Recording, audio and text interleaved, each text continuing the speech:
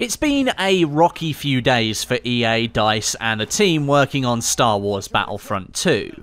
News has been spreading far and wide about the game's built-in microtransactions, and how they offer more power to people who just pay more money, and that some iconic characters were locked behind rather ridiculously grindy challenges.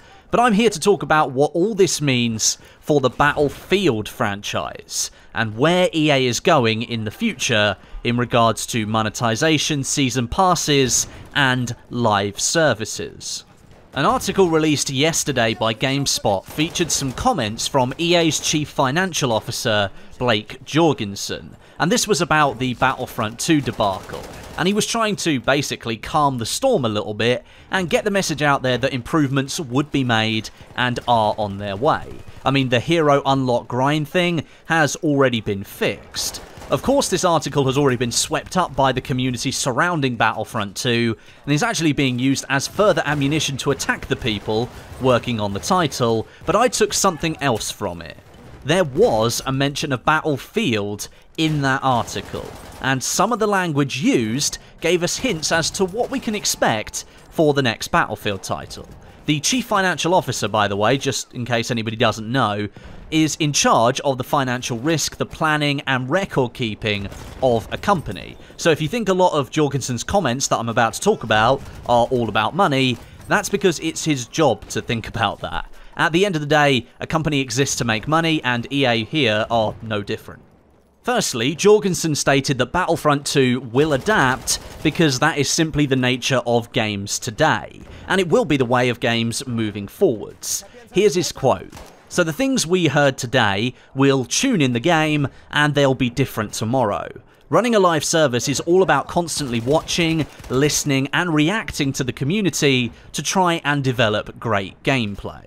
Now, aside from all of the controversy, it is actually true that DICE has already made changes to Battlefront 2.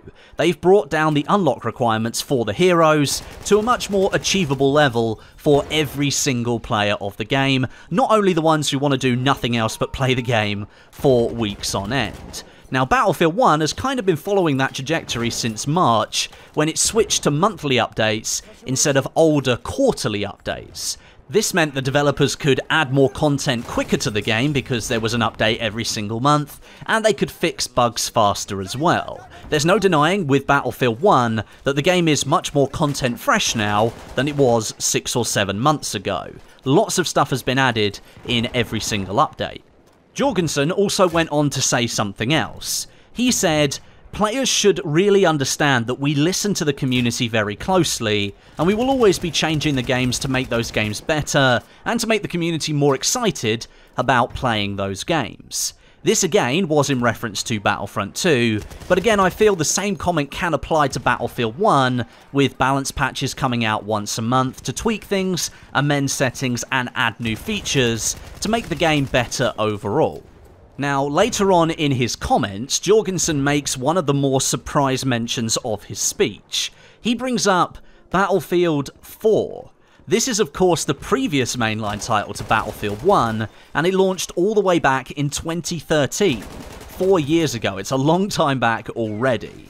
Now, the reason he brought this up is because, looking at their telemetry that only EA can see, it's still one of the most played games in EA's catalogue, constantly hitting the top 10 games.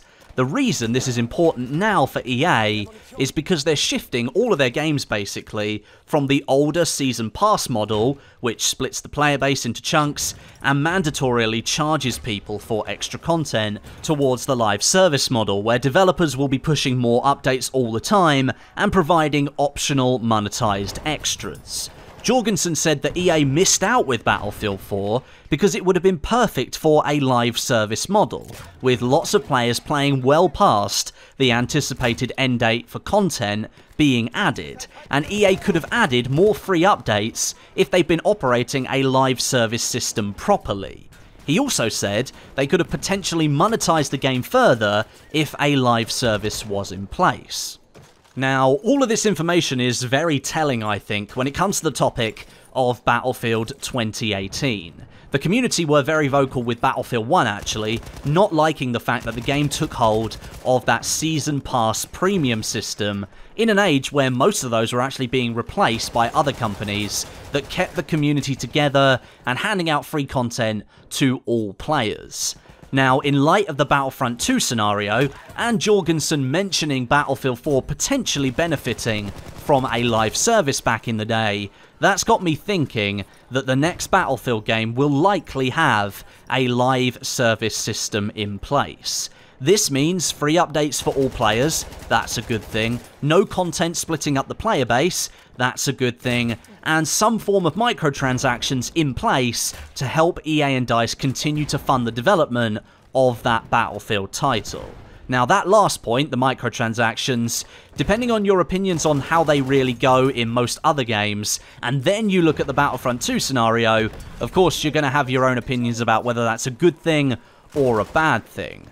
I feel, however, that EA and DICE will have seen what issues have arisen from the system in place in Battlefront 2, and I just hope they don't repeat that and go down the same path for Battlefield 2018. I don't want them to lock power or acceleration of the progression system behind an optional paywall, which some people might use and other people won't use. I think it's just gaining an unfair advantage however you look at it. Clearly the reaction from nearly all gamers to the Battlefront 2 situation has been that that wasn't the way to go, and I hope they don't do that with Battlefield 2018. Having a live system in place that means free content for all players and no content splitting up the player base sounds awesome, but EA and DICE need to come up with a way of monetizing that system optionally so that some players can buy in and get different stuff and replace the money that they will lose out from not having a season pass. You have to remember, season pass is almost guaranteeing revenue. Having microtransactions, there's no guarantee people will buy those because they are totally optional. So EA and DICE have got a lot of thinking to do when it comes to Battlefield 2018. I just listened back to that last section of my commentary and maybe I didn't make this clear.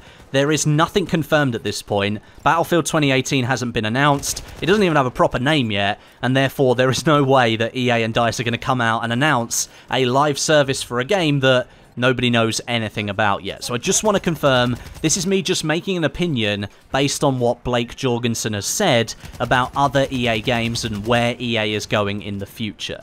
I'm just making an opinion here, nothing has been confirmed yet. So there you are, I thought that was a rather interesting topic and I thought I'd bring that to you today. And of course, let me know what you think down below. Are you hoping for a Battlefield game without a season pass for the first time in what? Nearly 10 years, or would you prefer a season pass over dealing with potentially similar issues that Star Wars Battlefront 2 is currently facing? Leave a comment today and let me know. But until next time, my name is Westie, and I'll catch you guys in the next video.